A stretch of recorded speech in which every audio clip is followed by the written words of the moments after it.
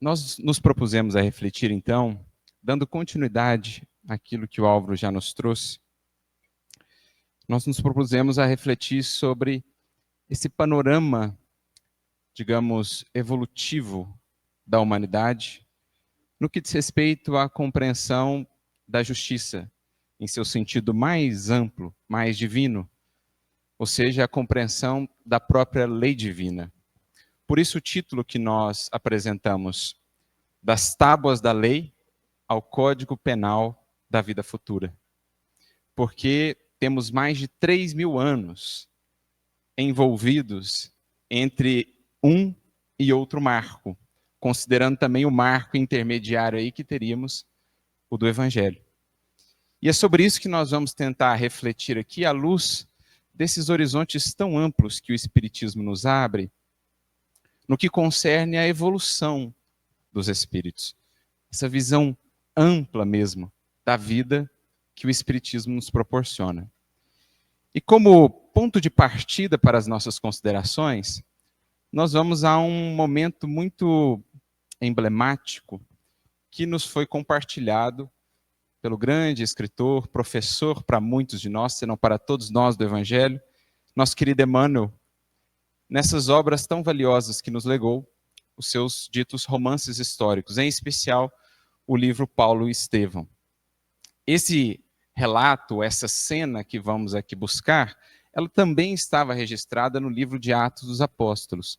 Mas no livro Paulo e Estevão ela está amplificada. Nós acessamos mais detalhes, mais meandros.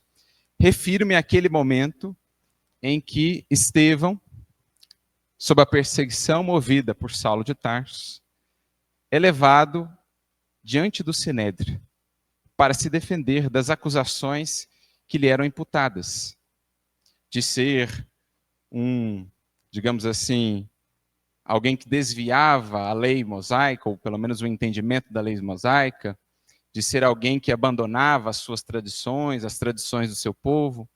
Então aquele homem solitário é levado diante do Sinédrio inteiro, para que ali, recebendo a acusação que lhe era imputada, pudesse também trazer as suas palavras, que são palavras realmente vigorosas, profundas, a denotar a grandeza daquela fé, daquele coração que chegou a dizer, ante a ameaça que lhe era feita, de que o Sinédrio bem teria meios de fazê-lo renegar a nova fé, ou pelo menos o novo entendimento de fé que ele abraçava, aquele coração que, sozinho, entre aspas, chegaria então a dizer, o Sinédrio tem 1000 meios de me fazer chorar, tem 1000 meios de me perseguir, de me prejudicar. No entanto, desconheço neste mundo força capaz de me fazer renegar o Cristo de Deus. O seu amor por mim, ou o meu amor por ele.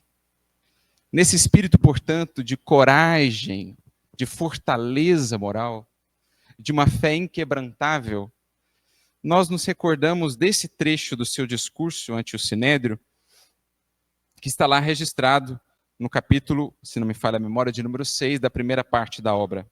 Ele diz assim: nossa concepção de justiça é fruto de um labor milenário.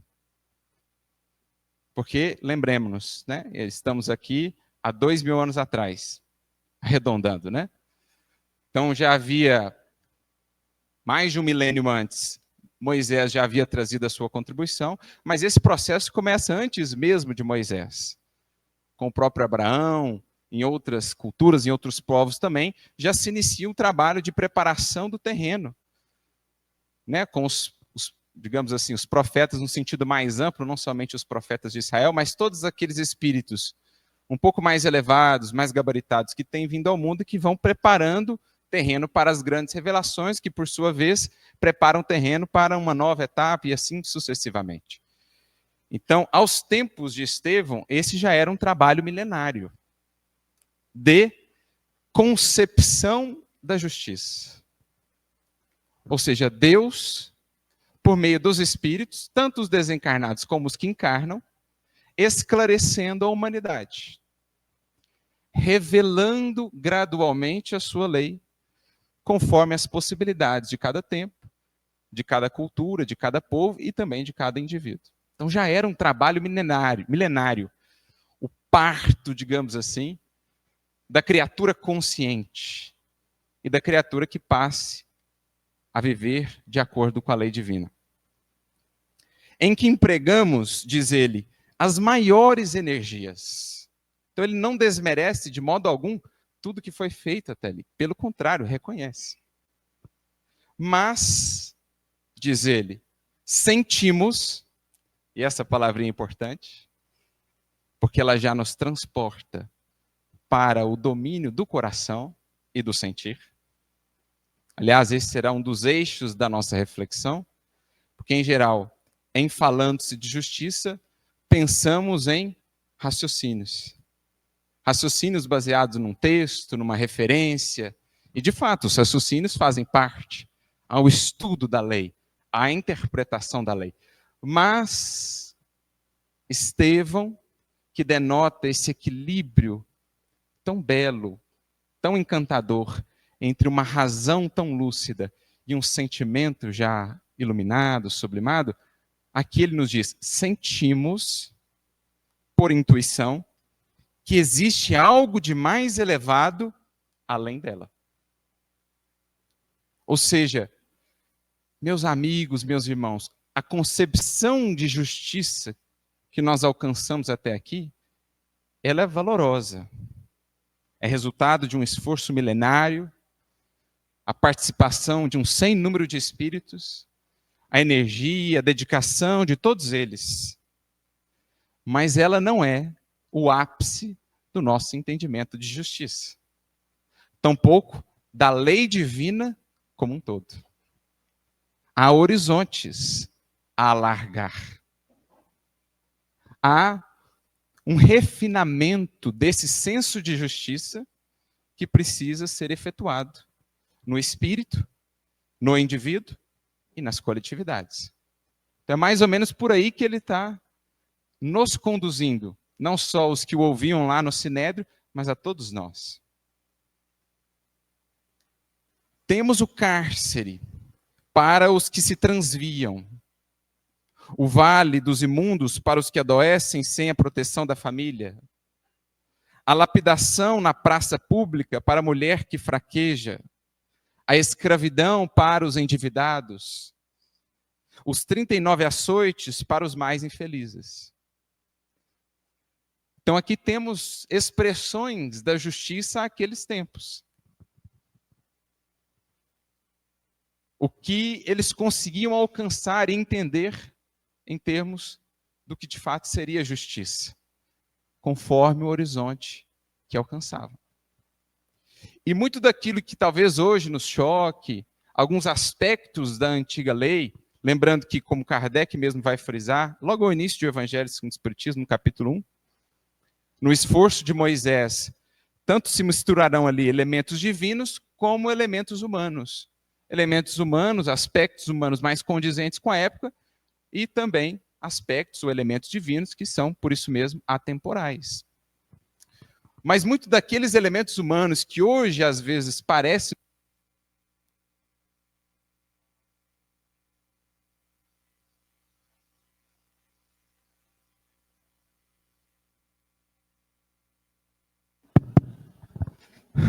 retomando, muitos desses elementos ou desses aspectos humanos que hoje nos parecem despropositados, a época já representava, de certo modo, até avanços, alguns avanços. Mas ele diz, então, olha, algo no nosso sentimento, na nossa intuição, nos diz, nos informa de que deve existir algo além disso, do simples cárcere para os que se transviam, do acolhimento daqueles que estão adoecidos, sem um amparo lá no vale dos imundos, né, para os rancenianos àqueles tempos, os leprosos. O apedrejamento em praça pública, que era algo muitas vezes presenciado, era tido até por um certo evento social, como se deu no caso do próprio Estevão. Saulo chega a convidar a noiva para que presenciasse aquela cena que seria uma espécie de triunfo para ele. Então imaginemos só convidar alguém para presenciar uma cena como essa. Mas eram os horizontes que estavam postos àquele tempo.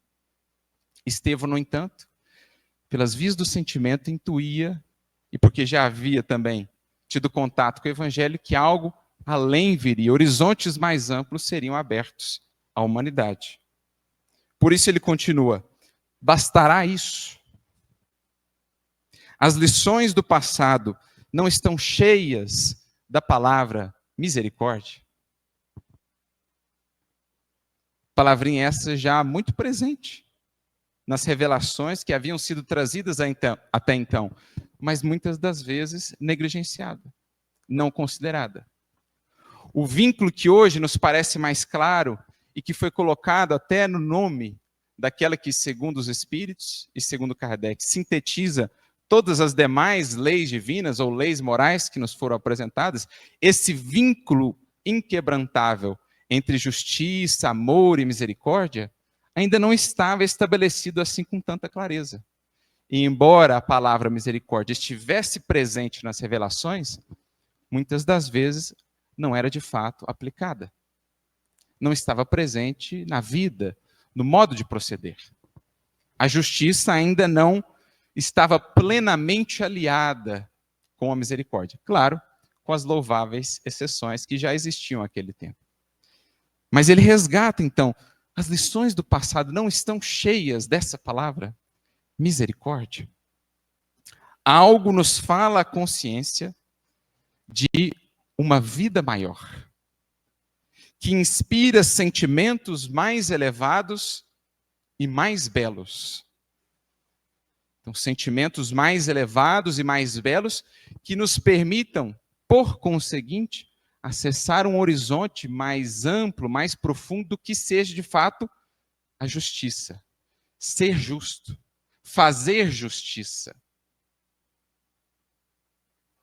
Ingente foi o trabalho no curso longo e multissecular, mas o Deus justo respondeu aos angustiados apelos do coração, enviando-nos seu Filho bem-amado, o Cristo Jesus. Então, por que eu resgatei esse trecho do discurso de Estevão, que é mais amplo? Vale aí a indicação, né? Fica a sugestão para que leiam, relembrem os que já leram esse discurso dele como um todo. Mas nós quisemos resgatar esse trecho porque ele nos projeta essa visão panorâmica acerca da humanidade, da evolução da humanidade no que concerne à justiça, ao entendimento do que é a justiça e à sua aplicação. Nós estamos aqui justamente no momento de transição entre a chamada primeira revelação e a segunda, que estabelecia suas bases agora no mundo, após a passagem de Jesus. E esse momento de transição, as palavras que Estevão aqui nos traz, ele nos projeta muitas reflexões bastante pertinentes, ainda hoje, para todos nós, já adeptos ou já informados pela terceira revelação, quanto a horizontes ainda mais amplos acerca da lei divina. E é isso o que nós vamos tentar fazer. Vamos nos projetar nessa visão que envolve milênios, séculos e mais séculos, e o esforço de muitos, para que cada vez mais nós, enquanto indivíduos e coletividades, possamos realmente entranhar em nosso ser o que seja essa lei divina em sua totalidade e nos adaptar, nos moldar a ela, para que a nossa vida reflita cada vez mais essa lei, não só compreendida, mas aplicada.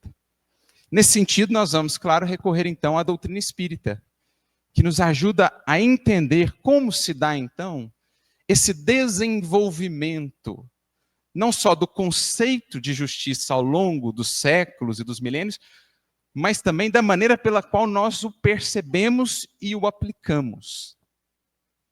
Para tanto, nós vamos ao Livro dos Espíritos.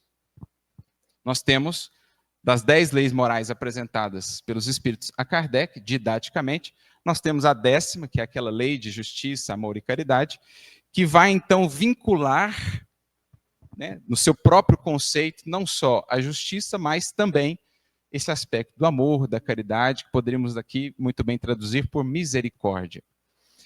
E a gente vai, então, por exemplo, à questão 873 de O Livro dos Espíritos, que é a questão que inaugura essa parte. E nos traz já algumas reflexões muito interessantes. Kardec pergunta assim: o sentimento de justiça. Já é interessante que ele diz, o sentimento de justiça. Não é só o raciocínio de justiça. O raciocínio acerca da justiça.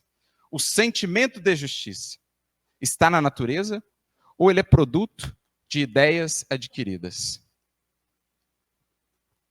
E a resposta dos espíritos, ela abre uma série de perspectivas para nós. Porque eles começam dizendo assim, olha, está na natureza. Tanto é assim que vos revoltais a uma simples ideia de injustiça. A injustiça, em geral, por espírito que está minimamente já consciente, minimamente desperto, ela gera um incômodo. Então, existe esse sentimento de maneira, digamos, inata no ser. Está na natureza. Só que eles vão acrescentar na resposta dizendo o seguinte: o desenvolvimento ou o progresso moral desenvolve esse sentimento, mas não o dá. Deus o colocou no coração do homem. Então, o progresso moral vai, com o passar dos séculos, com o passar do tempo, refinando esse sentimento de justiça. Mas o seu princípio, o seu fundamento, está em todo espírito criado. Em todo ser criado, espírito, está ali já esse sentimento de justiça. O progresso moral o vai, com o passar dos séculos, dos milênios, das revelações, o vai refinando. Claro, também com o esforço da própria criatura. Mas Deus o colocou no coração do homem. Tanto é assim, concluem eles na resposta a essa primeira pergunta, que por vezes vê-se um senso de justiça mais refinado nas criaturas mais simples ou incultas, em comparação, às vezes, a outras que são extremamente cultas, ou que têm um grande cabedal de saber. Então, essa resposta ela já nos nutre, ela já nos propicia aqui uma série de elementos que são extremamente úteis para a gente entender o processo de evolução. Como que Deus, e na Terra mais propriamente o Cristo, juntamente com seus ministros, vão conduzindo esse processo de amadurecimento da humanidade terrestre no que concerne ao entendimento da sua lei. O conhecimento vai sendo trazido, as revelações vão sendo feitas, mas há uma diferença muito importante a considerarmos. O que se revela e aquilo que se interpreta. Porque, como a gente viu aqui, o entendimento do que foi revelado, o entendimento do que foi trazido, vai depender muito do quão refinado já está na criatura esse sentimento de justiça, esse senso de justiça. Isso é muito importante porque o nosso intuito, em verdade, é ver para onde estamos encaminhando, para onde o alto está nos conduzindo, quando a gente pensa em termos de evolução, dessa perspectiva da lei divina e da justiça. A gente quer vislumbrar isso.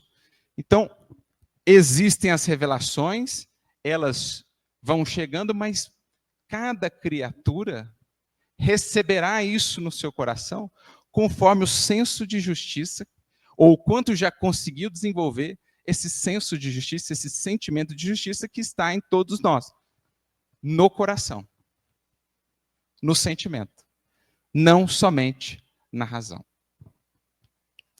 Isso é muito importante porque já nos ajuda a entender melhor um pouco do próprio contexto do que Estevão viveu, daquilo que muitas vezes Jesus nos diria no próprio Evangelho.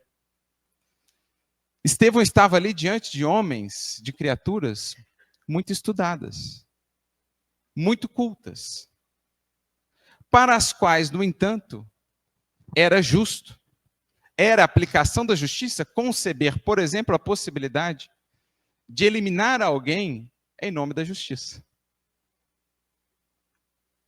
Então, embora Estevão resgate que a palavra misericórdia sempre esteve muito presente, esse aspecto ali não estava sendo, digamos assim, devidamente introjetado, compreendido e aplicado quando a questão era aplicar a justiça. Porque entre a justiça revelada, entre o aspecto revelado da lei e o aspecto interpretado, existe esse ambiente, existe esse mundo interior que varia de espírito para espírito, de coletividade para coletividade. Por isso até as revelações são gradativas. É aquilo que Emmanuel e Leon Denis vão nos dizer, os dois servem-se do mesmo símbolo, da mesma imagem, para nos fazer refletir sobre essa diferença entre o que foi revelado e o que é aprendido, e o que é interpretado. Ele diz, ou eles dizem, que a revelação divina é tal qual, por exemplo, uma gota de orvalho na folha de uma árvore. Enquanto ela ali está, ela é límpida, reflete a luz do sol qual se fosse um diamante. A partir do momento, no entanto, que ela toca no chão poeirento, ela se torna lama, em se misturando com os elementos materiais, aquilo que é da matéria mais propriamente, o que era a gota translúcida, límpida e brilhante, se converte naquele misto entre a essência da gota que ali está ainda, mais o elemento material que a ela se mistura. Então aí é a diferença entre o que foi revelado e o que é interpretado. No caso da justiça, é isso que nós temos visto ao longo dos séculos. Se fizermos uma abordagem conectando os pontos entre primeira, segunda e terceira revelação, veremos que temos basicamente ali as mesmas lições, com um outro acréscimo, um outro desenvolvimento. Mas o que tem mudado, sobretudo ao longo desses milênios? O terreno, o ambiente onde essa gota vai cair. E, portanto, o resultado final dessa mistura. É mais ou menos isso o que Estevão está querendo resgatar diante daqueles corações. Olha, se a gente for analisar melhor o que nós já recebemos e comparar com o que nós estamos aplicando, veremos que existe aí uma diferença. E essa diferença é a diferença entre o que foi revelado e o que é o resultado depois da mistura da revelação com o ambiente em que ela foi depositada. No caso, o íntimo de cada um daqueles espíritos que interpretavam a lei divina, a lei de justiça e a sua aplicação. Então, esse é um aspecto que nós precisamos considerar.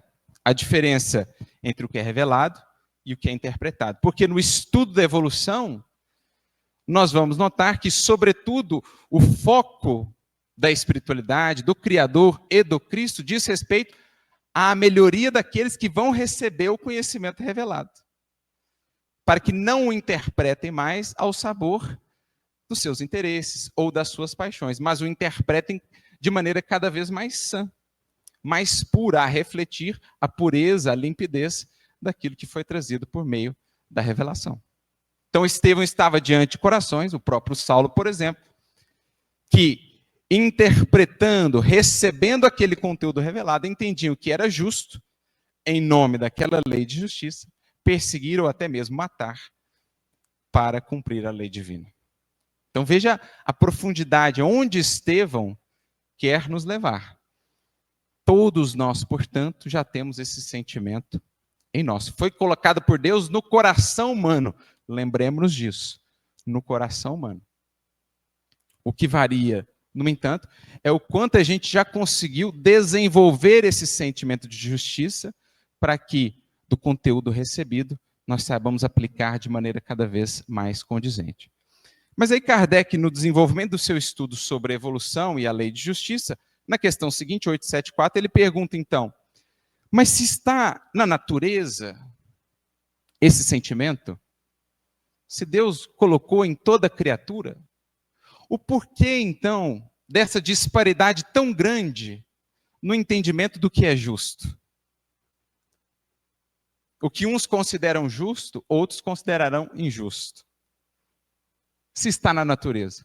Ora, de certo modo, a resposta a essa indagação está na anterior, quando Os espíritos dizem que o progresso moral, ele desenvolve esse sentimento, explicando, portanto, a diferença de apreciação de um para outro espírito, ou de um tempo para outro, de um povo para outro. Mas como é que se dá, então, essa modificação? O porquê dessa disparidade na interpretação? Os espíritos, então, nos dirão, é porque a esse sentimento que é inato, que está ali, que foi colocado por Deus em todos os espíritos, a ele se misturam as paixões. Como em geral se dá com todos os demais sentimentos naturais. E essas paixões desvirtuam esse senso, fazendo com que a criatura enxergue a justiça ou a aplicação dela por um falso prisma. Então, a paixão, e o que é a paixão? Tivemos recentemente aqui uma palestra sobre as paixões humanas, aqui no Obreiros do Bem. A paixão é tudo aquilo que representa a influência da matéria sobre o espírito, influência exacerbada, predominância da matéria sobre o espírito. Quando a paixão se sobrepõe a esse sentimento natural, quando ela ainda, de certo modo, governa o ser, a sua emotividade, também a sua apreciação da realidade estará desvirtuada. E ele verá, então, a justiça onde não necessariamente a justiça real está. Isso aqui, gente, é muito importante. Tem muito a ver com o nosso tempo. Temos progredido muito em termos de interpretação do que seja justiça, a aplicação da justiça no mundo, os próprios códigos humanos, as leis humanas têm se aperfeiçoado muito com o passar dos séculos. No entanto, ainda vemos muita, entre aspas, injustiça no mundo. Ou seja, não vemos ainda a aplicação da perfeita justiça no mundo. Não há a plenitude da justiça no mundo. Por quê? Por causa daqueles que a interpretam e a aplicam. Muitas das vezes não da melhor maneira possível. E o que está por detrás disso? Dizem os espíritos, as paixões. A predominância da matéria, ou do que diz respeito à matéria, em detrimento dos sentimentos mais puros, das virtudes. E aqui, gente, a gente entra nesse aspecto tão importante dos nossos tempos, ainda marcados por tantas contradições, por tantas polaridades, por tantas paixões. E aí a gente vê a paixão a complicar, a dificultar a legítima aplicação dessa lei em nosso mundo, tornando-o de fato tão melhor quanto desejaríamos, tão melhor quanto esperaríamos. A gente vê muito nitidamente isso nos nossos diálogos de hoje, nas conversas, naquilo que vemos nas redes sociais, a paixão se sobrepondo a esse sentimento da verdadeira justiça, que por ser divina deverá englobar a todos e olhar para todos também por esse prisma da misericórdia, como Estevão está resgatando. Então, ultimamente eu vinha pensando em algumas frases que a gente vai lendo até com uma certa frequência, e a respeito dessas paixões, Quantas das vezes as nossas paixões religiosas, por exemplo, não têm deturpado e transviado o nosso senso de justiça? Não é o que se dá exatamente aqui com a figura de Saulo, de Tarso?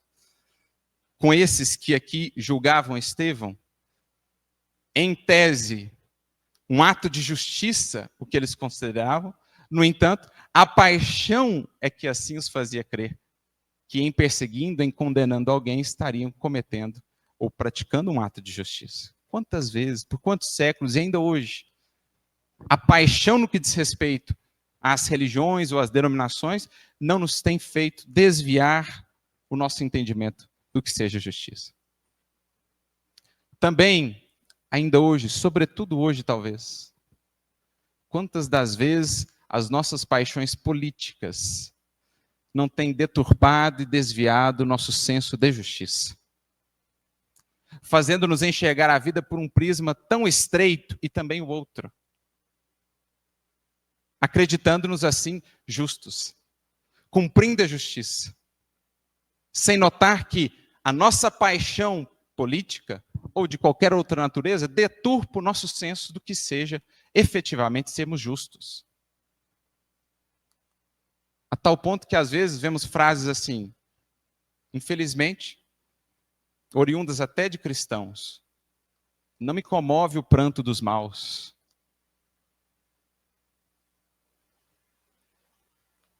Ao proferir uma frase dessa, a grande verdade que a criatura ainda não consegue ver é que ela está muito mais próxima do mal que ela condena do que ela poderia imaginar. Mas, a seu ver, é um ato de justiça.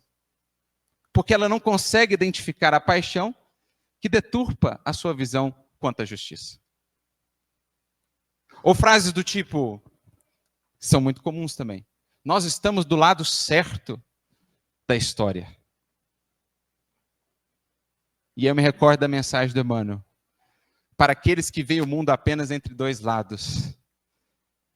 Existe o lado A, existe o lado B, existe o lado de Deus. Ao lado B, que acha que está com a justiça, condenando irremissivelmente o lado B. Ao lado B, que acha que está com a justiça, condenando irremissivelmente o lado A. E todos aqueles que fazem parte do lado A. E existe o lado de Deus, daqueles que querem ajudar tanto A quanto B. Porque entendem que a justiça não exclui ninguém, se ela é verdadeiramente divina e se ela é misericordiosa. Mas para muitos corações ainda hoje, essa é a perspectiva de justiça que conseguem alcançar, que conseguem abordar. E aqui a gente começa a entender melhor o que Estevão pôde alcançar, indo no âmago da mensagem de Jesus, buscando lá a misericórdia, isto é, o amor, para nos dizer que, de fato, sem misericórdia e sem amor, nossa justiça estará sempre incompleta. Em algum grau, cega. Ou pelo menos míope. Porque na ausência da misericórdia e do amor, nunca há plenitude de justiça, de aplicação da lei divina de fato. É muito fácil, quando falta o amor, recorrermos ao racionalismo, à pura e à mera inteligência, para justificarmos tudo, como se aquilo fosse justo, como se aquilo fosse a justiça. Eu tenho pensado muito nisso, gente. Os riscos da justiça, ou melhor, da inteligência, do intelecto, apartado do amor. Não é por acaso que os Espíritos, ou que a revelação divina nos traz esse termo, Lúcifer, que foi associado a essa figura, né, demoníaca, o espírito rebelde que teria se voltado contra Deus. O que é Lúcifer? De onde vem a palavra Lúcifer? Portador da luz, aquele que detém a luz. E aí a gente entende melhor o que a revelação quis nos dizer com isso. Aquele que detém a luz, mas não detém amor, ele consegue justificar absolutamente tudo em nome dessa razão, em nome da argumentação que ele consegue construir com essa luz de que ele é portador. Porque basta analisarmos os maiores dramas da humanidade, os maiores cataclismos de origem humana, por detrás veremos o quê? Grandes inteligências. Luciferianas, isto é, com muita luz, mas apartados do amor. E aí creem que aquilo que fazem é a justiça. Porque não notam que as paixões que os movem, sejam elas religiosas, sejam elas políticas, sejam as paixões em relação aos bens do mundo, ao prazer do mundo, não notam que aquilo deturpa a sua visão de justiça. Então o religioso fanático consegue justificar a perseguição em nome da justiça. Aquele que está fanatizado na política consegue justificar o fato dele desprezar centenas, milhares de criaturas, de ignorá-las, de desumanizá-las, porque aquilo, na sua visão, é a justiça. Ele está do lado certo, os outros todos estão do lado errado, porque ele só vê a vida entre dois lados. Aquele que está tomado pela paixão do prazer, crê no seu entendimento e age como tal, que é muito lícito desprezar o sentimento alheio para alcançar o prazer que lhe convém, que ele busca. Ele crê que aquilo é justo.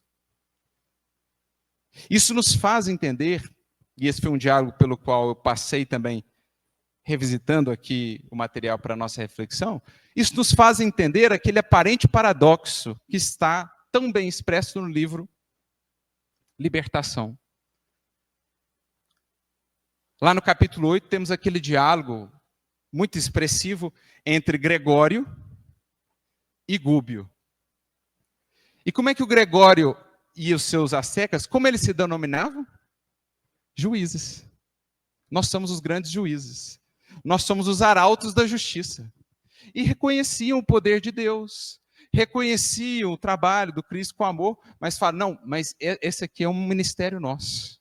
Nós somos os juízes. Que seria do céu se nós não vigiássemos os infernos? A nossa missão é essa. É infligir sofrimento às almas transviadas, para que elas colham os arestos da justiça. Você fala, como é que pode? Um espírito com essa inteligência, como sabemos que havia sido um grande representante de uma religião predominante na Terra, séculos atrás, e desencarna com essa mentalidade. Ele se cria, se considerava, e de fato, a lei divina acaba se servindo dessa atuação de alguma maneira, como o Gúbio esclarece, ou nós até entendemos que a lei divina acaba aproveitando-se da sua atuação de alguma maneira. Mas Gregório, você não acha que se a gente investisse no amor, nós não conseguiríamos o seu intento de maneira muito mais rápida?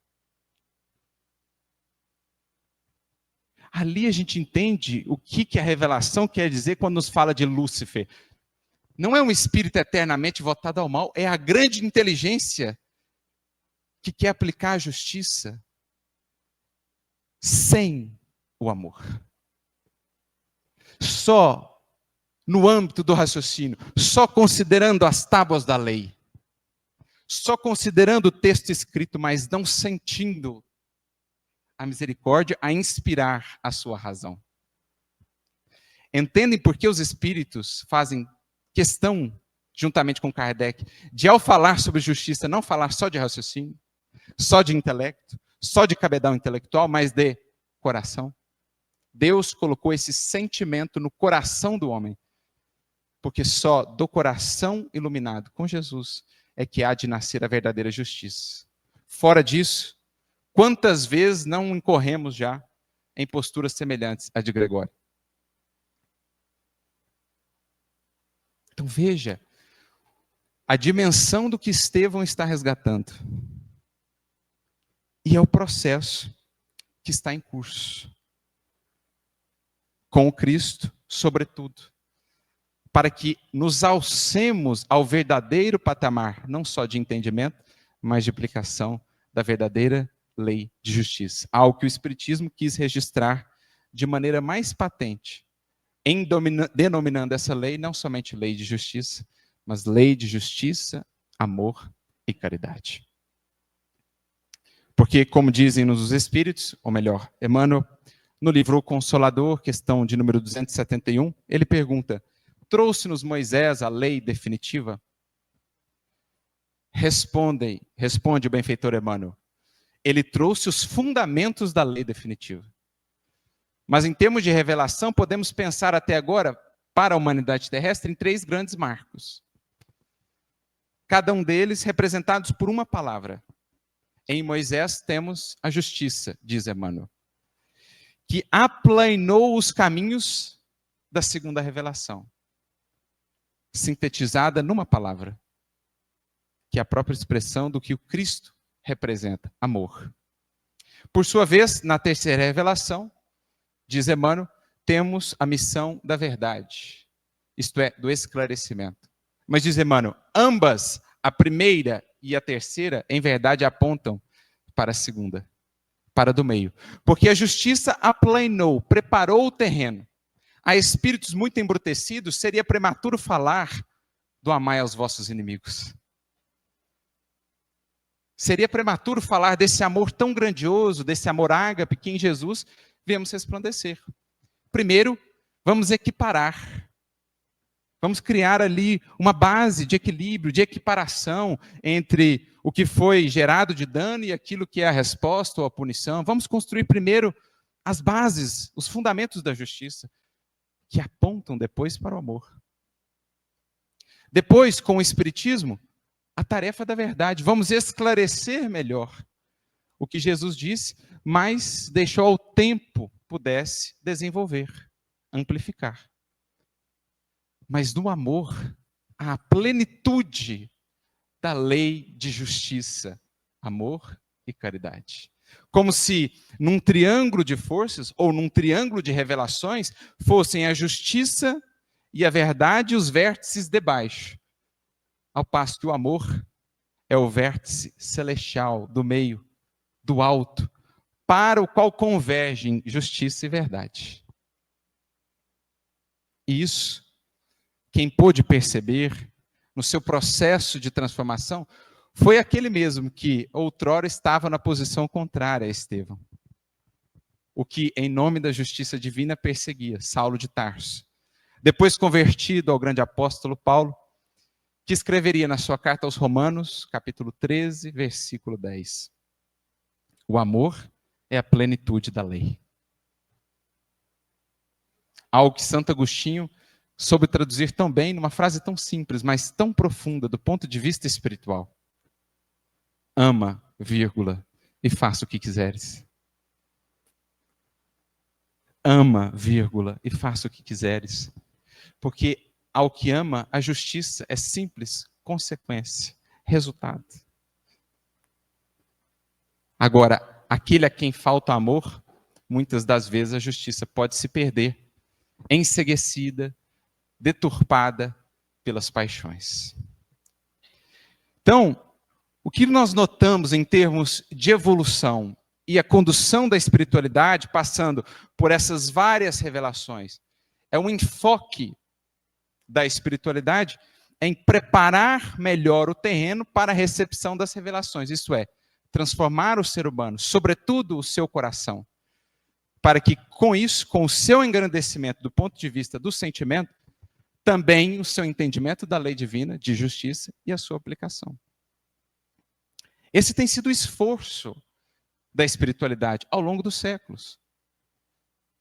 Reconhecendo que o conhecimento por si só não transforma, prepara a transformação, mas pode por séculos ficar estanque numa alma, se não encontrar a correspondência na devida aplicação.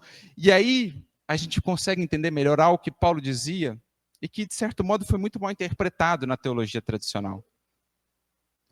Porque Paulo falava assim, a respeito da lei, isto é, do conhecimento, do entendimento da revelação, ou melhor, da recepção dela. Ele diz assim, a lei revela o pecado, mas só a graça transforma.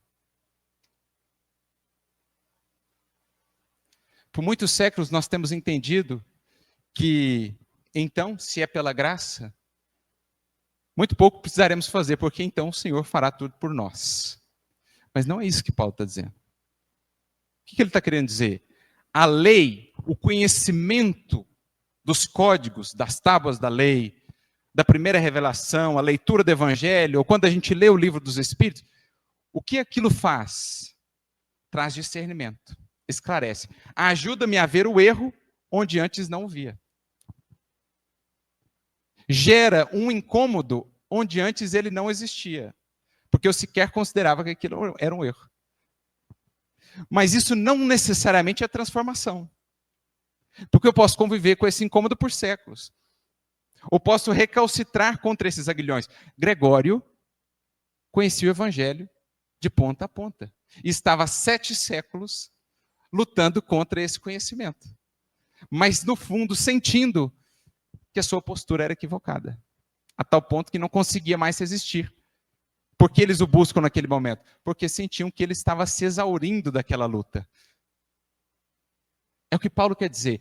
A lei revela o pecado. Antes da lei, antes do conhecimento da lei, antes das tábuas da lei que me disseram, olha, isso aqui não é a maneira adequada de proceder. Não faça isso, faça aquilo outro. Antes disso, eu não tinha sequer esse discernimento. Embora aquele sentimento inato estivesse lá, essa luz que me chega de fora, a luz da revelação, vem acender essas brasas, digamos assim, e vem trazer discernimento à criatura. Mas a transformação vem do quê?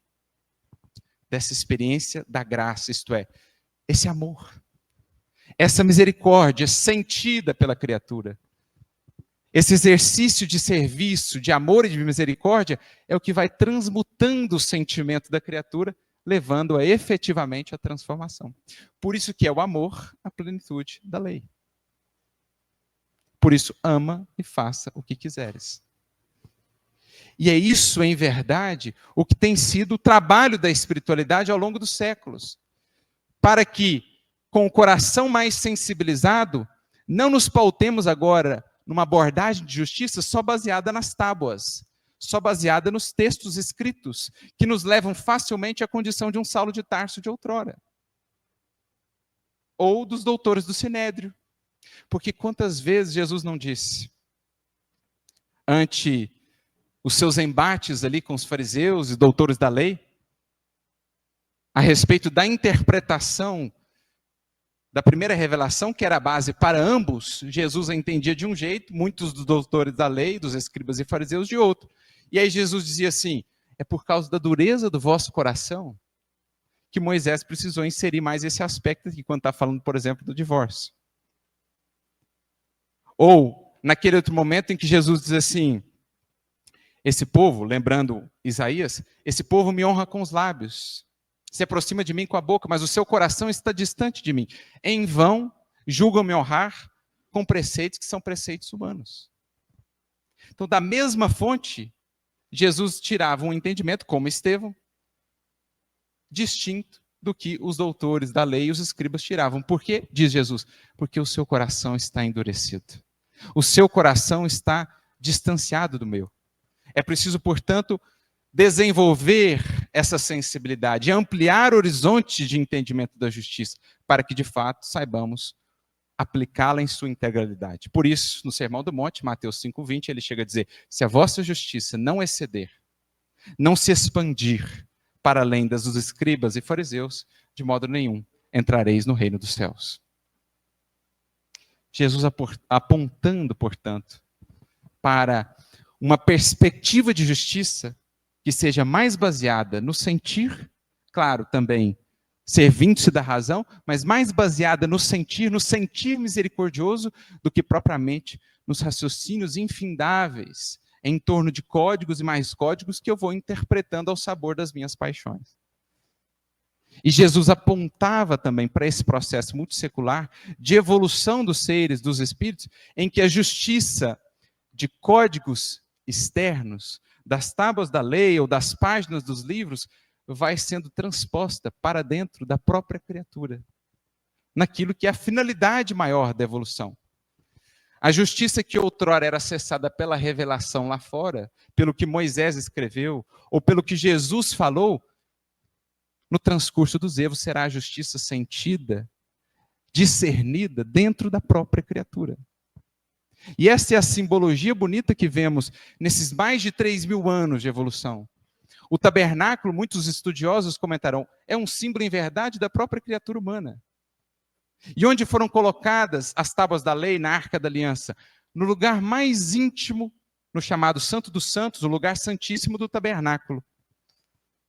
É um símbolo, é uma representação. Outrora as tábuas escritas, para que um dia a criatura entenda que essa tábua ou essas tábuas estão nela mesma, no mais íntimo de si própria. Como diz o Livro dos Espíritos, na consciência. Onde está escrita a lei de Deus? Na consciência. Pois bem, o tabernáculo já nos dizia isso. As tábuas da lei, lá no local mais secreto, no local mais íntimo do tabernáculo, são uma representação desse processo evolutivo, em que um novo templo vai se erguendo, o verdadeiro templo da justiça. Não mais os tribunais do mundo ou os templos de adoração religiosa, mas o próprio Espírito, feito templo de adoração do divino. Por isso Jesus diz, erguerei em 3 dias um novo templo. Em 3 revelações, em 3 etapas, em 3 momentos, nós estamos trabalhando no surgimento desse novo templo, em que a justiça resplandecerá na própria criatura. nessa autonomia de prática da justiça, em que os tribunais não serão mais necessários. Porque se pudéssemos sintetizar o que são esses 3.000 anos de evolução, ou para onde isso está encaminhando, partindo lá das tábuas da lei, para chegarmos ao Código Penal da vida futura, o que poderíamos dizer? Em poucas palavras, de fora para dentro. Uma justiça baseada cada vez mais na autonomia e na consciência de cada espírito. Prescindindo, portanto, de elementos ou de agentes exteriores da justiça, como ainda existem no mundo, porque ainda são necessários.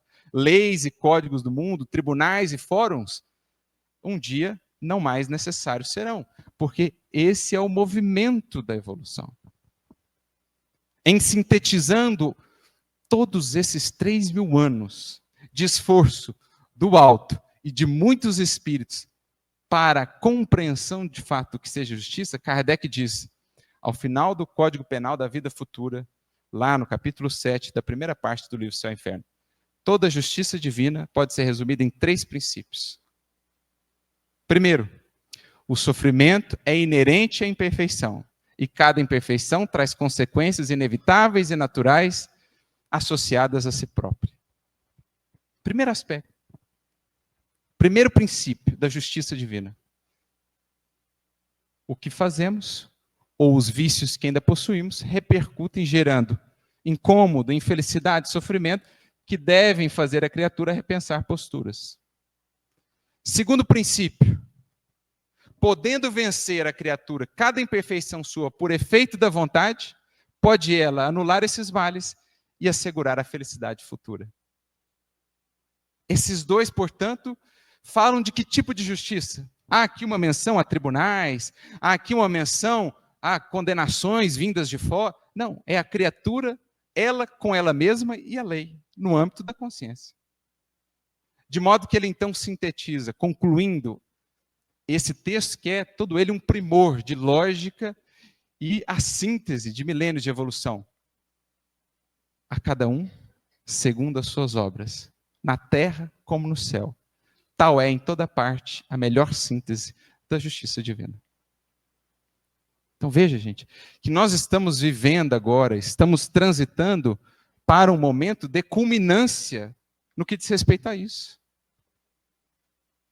Daquela justiça lá fora, às vezes tão dura, tão áspera, porque lidando também com espíritos tão embrutecidos como de há 3.000 anos atrás, passando por todo um multimilenar processo de aperfeiçoamento dos nossos códigos terrestres, a necessidade ainda de tantos tribunais e fóruns e tudo mais, tudo isso está encaminhando cada um de nós para uma vivência da lei de justiça. Primeiro, cada vez mais baseada na misericórdia e no amor, para que não se perca na inteligência desassociada do amor, na inteligência luciferiana em que há luz, mas não a verdadeira luz.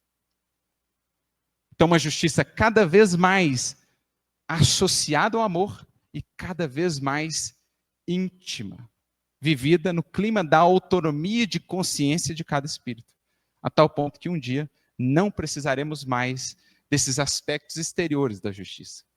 Isso é o que o Espiritismo nos mostra, em termos de evolução. A maravilha do que é o processo evolutivo conduzido pela espiritualidade e em curso dentro de cada um de nós. Isso nos faz recordar, portanto, aquela espécie de profecia que Jeremias nos traz, capítulo 31, versículos 33 a 34. Quando, dando voz ali ao Criador, ou aquele que o representa, Jeremias diz que o Senhor faria uma nova aliança, um novo pacto com a humanidade terrestre. Dizendo o seguinte: porei as minhas leis em seu interior e as escreverei no seu coração. E eu serei por Deus e eles me serão por povo. E neste dia, ninguém mais ensinará ao seu próximo, ao seu irmão, dizendo: conhece o Senhor, porque todos me conhecerão, do menor ao maior deles. Registro esse que é resgatado pelo apóstolo Paulo, na sua carta aos Hebreus, capítulo 8, versículos 10 e 11. E que é, de certo modo, numa frase, todo esse projeto que nós intentamos descrever aqui.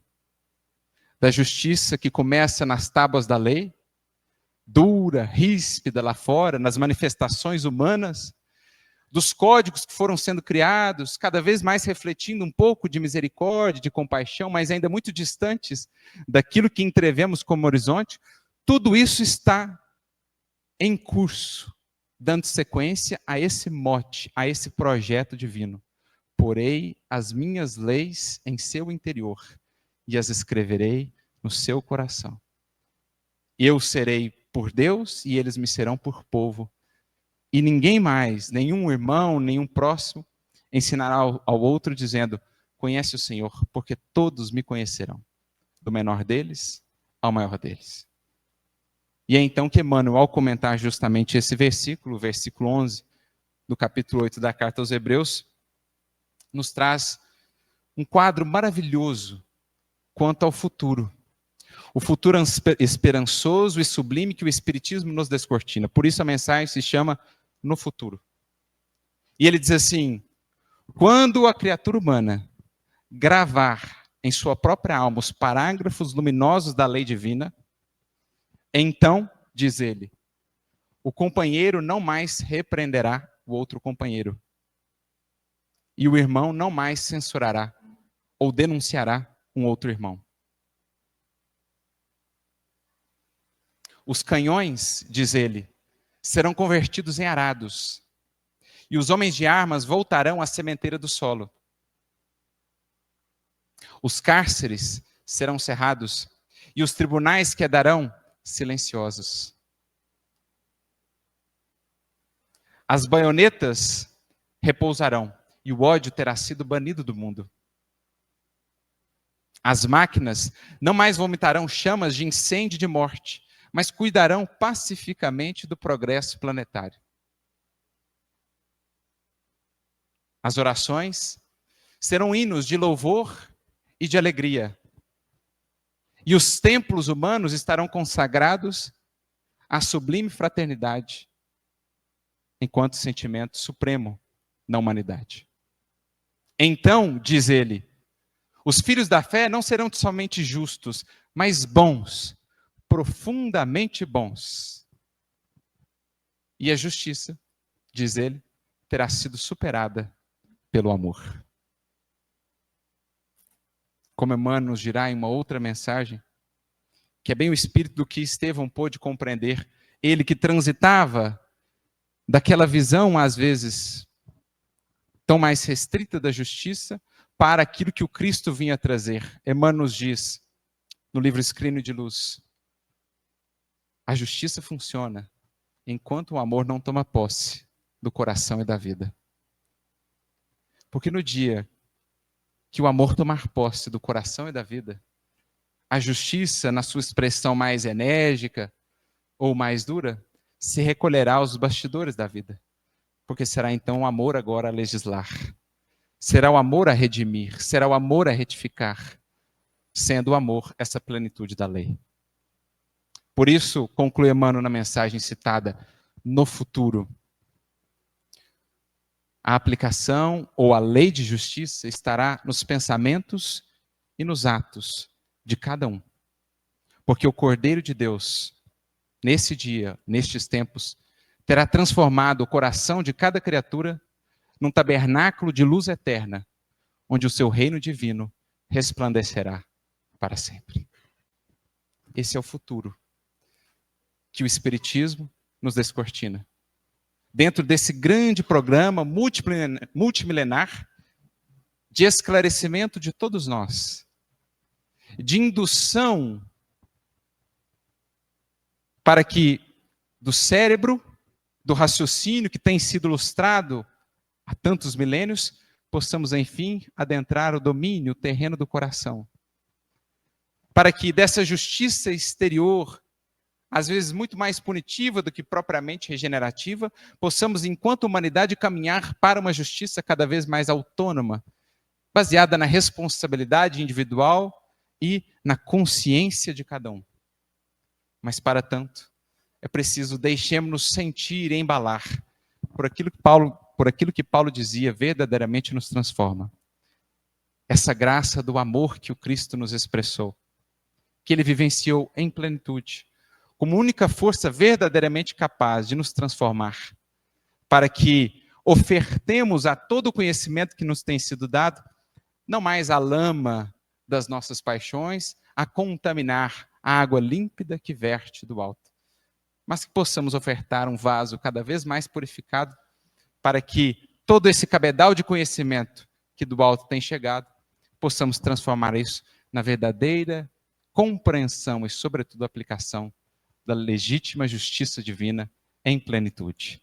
Esse é o futuro, meus amigos, que nos está destinado, que nos está desenhado, esperando de cada um de nós a aplicação, a consciência, trazendo para nós esse senso de justiça, mas não a justiça mera letra, que nos faz muitas vezes nos perder. Justiça inspirada pelo amor, para que possamos envolver a todos em um projeto de amor e de misericórdia, na redenção não só de um, mas da humanidade inteira. Porque se por um lado Gregório dizia que seriam dos céus se nós não vigiássemos os infernos, por outro lado, também André Luiz, o benfeitor Sanzio, nos dirá: qual não é a alegria dos céus, senão a de esvaziar os infernos? Isso é justiça. Justiça não só para os bons, justiça não só para os virtuosos, justiça enquanto misericórdia e amor para todos, porque assim o Senhor nos ensinou. Chegaremos num dia em que, ao falarmos uma expressão tão comum para nós ainda hoje, por exemplo, como fazer justiça, não mais seremos remetidos à vingança, mas efetivamente à misericórdia e o amor. Isso é fazer justiça, conforme Jesus nos ensinou. Então, a todos, muita luz e muita paz, que Jesus nos ajude nessa jornada, fazendo de nós próprios um verdadeiro templo, não só de adoração a Deus, mas da justiça divina.